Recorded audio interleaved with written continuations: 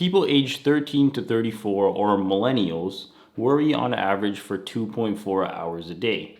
The next age bracket were the people aged 35 to 54 who worried for an average of 2 hours a day, and people aged 55 and up worried for an average of 1.4 hours per day. 86% of people describe themselves as a worrier, and a staggering 84% of them had allegedly lost sleep due to worrying. The most common ones were things like, work, financial concerns, being late, and the health and well-being of them and their loved ones. But let's say you were average and you spend 2 hours per day worrying. Well, all of a sudden that's 14 hours a week, it's 56 hours a month, and a staggering 672 hours per year. Doesn't sound like the best way to spend your time to me. But whether you're worrying about work, school, money, or the bad criticism that The Last of Us 2 is getting, worrying is worrying, and it can lead to prevent you from not getting a very restful night of sleep.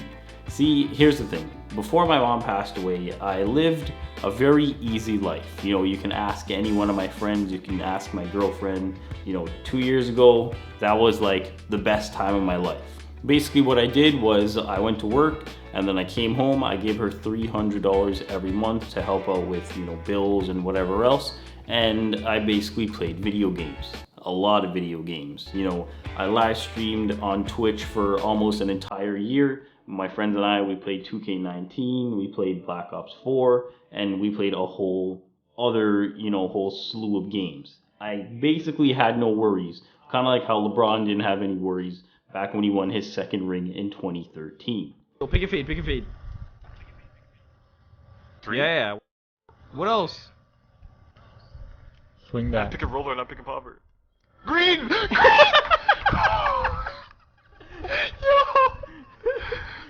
guy green. This guy green. That's crazy. This guy green. They're gonna come around to try to face you This again. guy green. This guy fucking green. Yo, clip that. Bro, I did not expect me to Yo, green. clip that. Then she unfortunately passed away in November of 2018, and for me, that was when the worrying set in. How was I gonna pay rent? Where was I gonna work? How do you set up a memorial service? Like, who do you call? Do you call Ghostbusters? Because I had no idea. So basically what I did was I called her, and I remember she was at work, and I could barely even get the words out. But basically I told her that she had to come home right now. I then proceeded to call my 3 closest friends and tell them the news. Luckily my girlfriend's relatives and loved ones helped me out tremendously in figuring out arrangements and coping with what had happened. Jordan Peterson always used the yin yang as a symbol of chaos and order. You had the black serpent with the white dot and the white serpent with the black dot. Wow, what a time to talk about black and white serpents with everything going on. You see, one represents chaos and one represents order, but the dots represent that even if your life is full of chaos, that little white dot or that little black dot, whichever one you choose, there's still a possibility of the next one taking over. So basically, before my mom passed away, let's just use order as the white serpent, right? But it had the little black dot in it, and it was at that moment that the black dot kind of, it took over, right? And that's what he says. He says, even when your life is in order, you still have to plan and, be cautious and, have it in the back of your mind that at any time chaos can break out, and then your order in your life is just shattered. Fortunately for me, things ultimately fell back into place like I hoped they would. And, it's kind of weird, but sometimes I like to think of my life as like the stock market, and which is, kind of strange, but let me explain. After every stock market crash, as you can see, it ascends to levels above where it was before. But looking back to 1 year ago, like I said, I was very concerned. I was concerned with what I was gonna do, how I was gonna pay rent, should I move, should I not move? The fact that I was gonna have to start working full time, like I said, bills, rent, everything, right? Fast forward to, a year and a half to where we are today, and I have a full-time job, which I'm very thankful for because I have been working throughout the whole virus thing, and things are slowly falling back into place. You know, I almost have my house in order. Like I said, I have a job, my cat is happy when he gets treats, and my bookshelf is getting bigger and bigger every day. You know, one of the things people worry about the most is finances and money. And you know, if you don't have your emergency fund set up right now, that is what I would start with. And one of the other things that was pretty high on the list was people worrying about work. And I know some people, you know, they don't really have to worry about getting fired or anything like that, but they are under a lot of stress at work.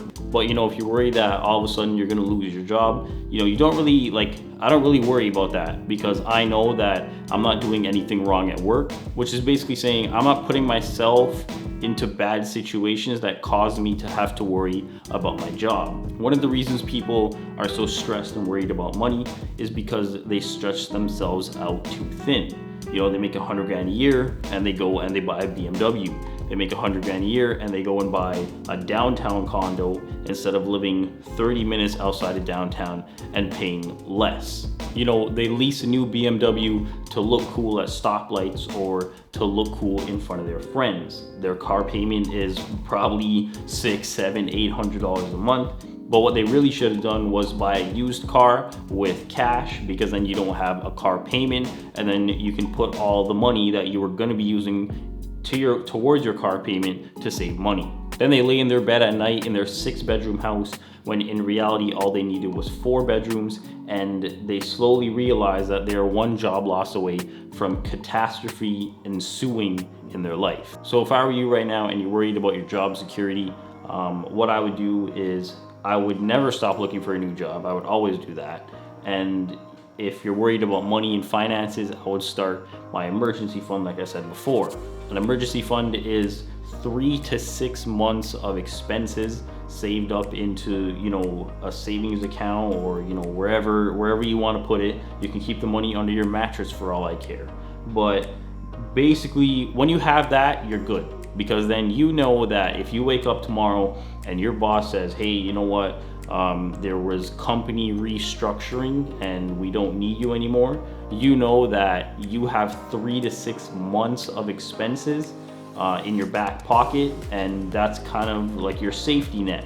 You know that you can survive for 3 to 6 months while you find other employment, or while you move, or while you know, do whatever that you have to do. That's why an emergency fund is so important. You know, I always wondered how people lived when all they did was worry, and to be honest, I still don't really understand it, because with me, the reality is you don't have to make up things in your head to stress about, right? There's a very famous quote that goes something like, we'll cross that bridge when we get there. So, you know, don't worry about a problem until it arises. There's no reason for you to worry about your transmission going out in your vehicle until it actually happens, right? And if you took the necessary care and you did whatever maintenance that you had to do on your car, you wouldn't have to worry about it. If the check engine light came on and you let it just sit there with the check engine light on, then yes, that's your fault. But I'm not gonna worry about my engine, you know, possibly having a problem until I see that light come on, because then you're just bringing unnecessary stress onto yourself, because once again, you can cross that bridge when you get there. And as always, thanks for watching.